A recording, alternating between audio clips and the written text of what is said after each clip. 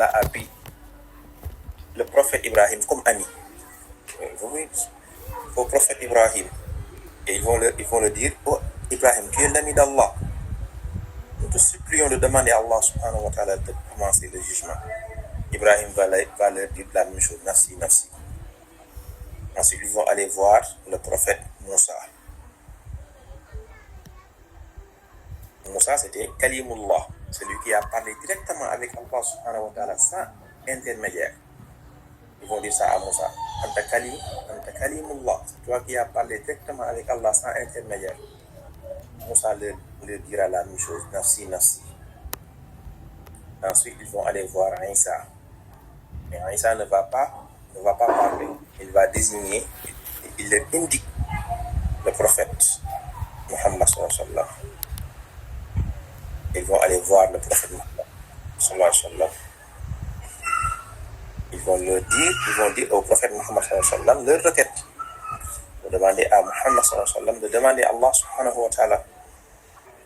Et quand ils vont dire ça au prophète Muhammad sallallahu alayhi wa sallam, le prophète va aussitôt se prosterner. Il se prosterne. Il commence à glorifier Allah subhanahu wa ta'ala par ses noms et par ses attributs. Après, Allah subhanahu wa ta'ala va lui dire, lève-toi de ta prosternation. Dis ce que tu veux et on te donne ça. Ensuite, il va demander à Allah subhanahu wa ta'ala de commencer le jugement. Et Allah subhanahu wa ta'ala va accepter sa demande. Il va commencer le jugement. Donc le prophète c'est Imam al-Mursalin. Imam al-Mursalin. Donc cette intercession, cette forme d'intercession qu'on appelle Ash-Shafa'atul Uzma, c'est la plus grande intercession. C'est le prophète alayhi salatu wassalam qui va faire ça en faveur de tous les hommes et en faveur de tous les djinns. Donc c'est lui aussi l'imamul mursalin. Ensuite le cheikh il continue toujours.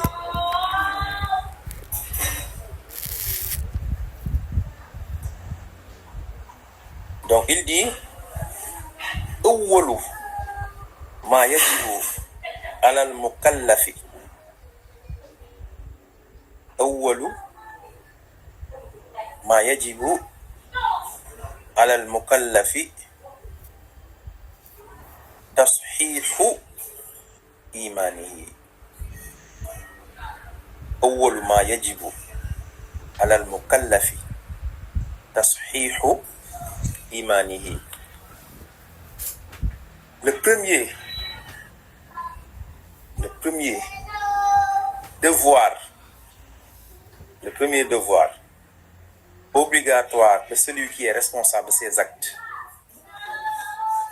est le fait de parfaire sa foi ou bien sa croyance. Tashihu imani. Donc ça, al-iman ou bien al-aqida, la croyance, est la base de l'islam. C'est la chose la plus importante. Au jour du jugement dernier aussi, c'est la première chose qu'Allah subhanahu wa ta'ala va regarder. C'est pourquoi le musulman doit faire tout pour comprendre quelle est al-aqida as-sahiha, c'est-à-dire la croyance saine. Parce que c'est la première obligation. Awwalu ma yajibu ala al-mukallafi tashihu imani. Al-mukallaf, c'est-à-dire celui qui est responsable de ses actes. Pour être un mukallaf, c'est-à-dire celui qui a atteint la majorité, celui qui est responsable de ses actes, il faut des conditions. La première condition, c'est-à-dire al-aql. Il doit avoir ce qu'on appelle la raison. Al-baligh. il doit être majeur. Il doit être majeur. Al-aql, al-bulugh. Ou bien aussi, il doit avoir ces deux choses-là, as-sam' ou al-basar. La capacité d'entendre et de voir. Maintenant, al-balagha, c'est-à-dire celui qui a atteint la majorité en islam, soit quand elle a vu ses règles, elle devient majeure, ou bien quand l'individu commence à faire des rêves, il devient majeur. Ou bien quand il commence à avoir ce qu'on appelle al-mani, c'est-à-dire le sperme, il devient aussi majeur. Ou bien quand il commence, quand il y a des ashar, c'est-à-dire des cheveux qui commencent à pousser au niveau des aisselles, ou bien au-dessus du nombril. Quand il commence à voir ça, il est devenu majeur en islam. Ou bien s'il atteint l'âge de 18 ans. Donc ça qu'on appelle quelqu'un qu'on appelle mukallaf, quelqu'un qui est responsable de ses actes. Maintenant, quand on devient mukallaf, la première chose qui est obligatoire, et le premier devoir obligatoire à celui qui devient majeur, c'est le fait de parfaire sa croyance. Al-aqida, ou bien al-iman. Donc ça montre aussi l'importance de al-aqida. C'est pourquoi le prophète alayhi salatu wassalam, quand Allah subhanahu wa ta'ala l'a envoyé, il a resté presque 10 ans. Il a resté 10 ans en appelant les gens vers le tawhid, vers la croyance saine, al-aqida, vers la foi saine. Il n'y avait pas des actes d'adoration. Il n'y avait ni prière, il n'y avait ni jeûne, il n'y avait ni zakat, il n'y avait ni pèlerinage. Parce que la base de l'islam, c'est la croyance saine, al-aqida, al-iman as-sahiha. Maintenant, actuellement, tu vois des gens qui font beaucoup d'efforts dans les actes d'adoration. Ils font des dhikr. Ils prient beaucoup. Des fois aussi, ils dépensent leur bien, leur argent dans le chantier d'Allah d'une façon extraordinaire. Et tu les vois, ils ont des problèmes de l'iman. Ils ont des problèmes à l'iman. Parce qu'à l'iman, les savants disent que quand on parle de l'iman, il y a 6 piliers. Les piliers de la foi. Le premier pilier, et c'est le plus important, c'est al-iman billah, la croyance en Allah. Ensuite, al-iman bil malaika, la croyance aux anges. Ensuite, al-iman bil kutub, la croyance aux livres révélés. Ensuite, al-iman bil rusul, la croyance aux prophètes envoyés, rusul. Ensuite, al-iman bil yawm al-akhir, la croyance au jour du jugement dernier. Ensuite, al-iman bil qadr, khayrihi wa sharri, la croyance au destin, bon ou mauvais. Maintenant, parmi ces piliers-là, le plus important, c'est al-iman billah. Al-iman billah. Maintenant, al-iman billah, les savants le résument en 4 points. En 4 points. Le premier point, c'est al-iman bi wujudillah, la croyance à l'existence d'Allah subhanahu wa ta'ala. c'est le premier point. Le fait de croire que Allah subhanahu wa ta'ala existe. Parce qu'il y a des gens qui avaient nié l'existence d'Allah subhanahu wa ta'ala. Pharaon, il disait que Ana rabbukum al-a'la. Je suis votre Seigneur le plus haut.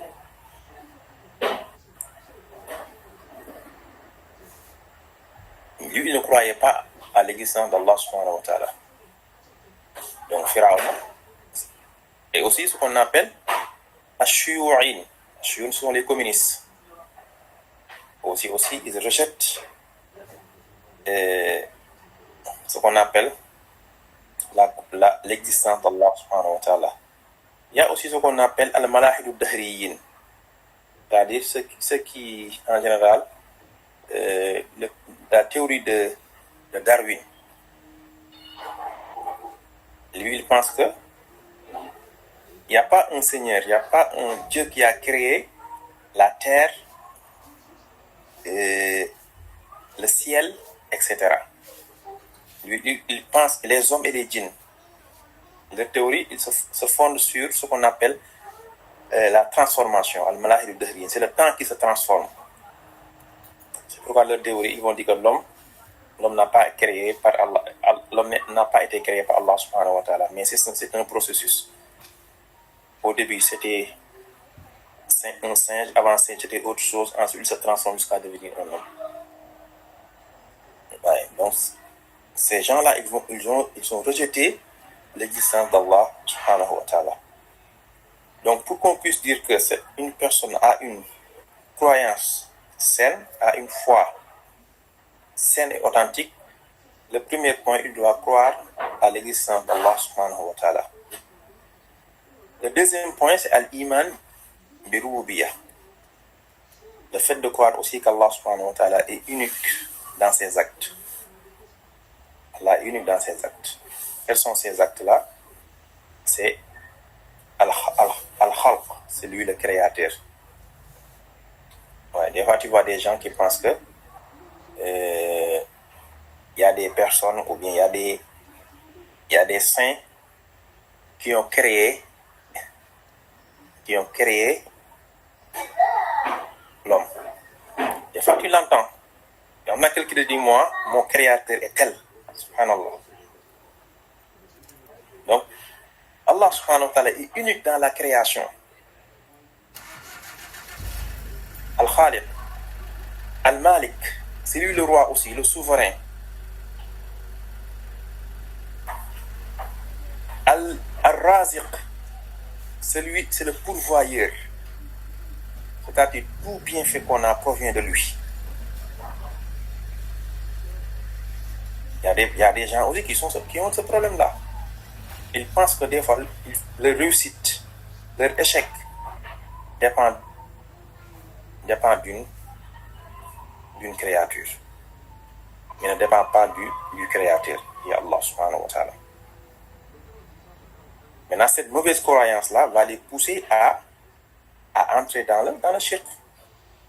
Des fois, tu vois quelqu'un qui réussit à un examen, mais qui réussit à avoir un poste, mais il va remercier, il va laisser Allah subhanahu wa ta'ala et remercier un autre, parce qu'il pense que ce bienfait-là n'émane pas d'Allah subhanahu wa ta'ala. Donc ces gens aussi ont un problème de tawhid ar-rububiyyah. Ils ont un problème aussi de problème de aqidah, de croyance saine. Al-Hayy, yuhyi wa yumit, c'est lui qui donne la vie, c'est lui qui donne la mort aussi. Ça aussi, il faut le croire. C'est Allah qui donne la vie, c'est Allah qui donne la mort. C'est pourquoi au temps du prophète Ibrahim, il y avait une discussion entre Ibrahim et le roi Namrouz. Namrouz a dit à Ibrahim, qui est ton Seigneur? Ibrahim lui dit, mon Seigneur, le prophète Ibrahim, mon Seigneur, c'est lui qui donne la vie et c'est lui qui donne la mort.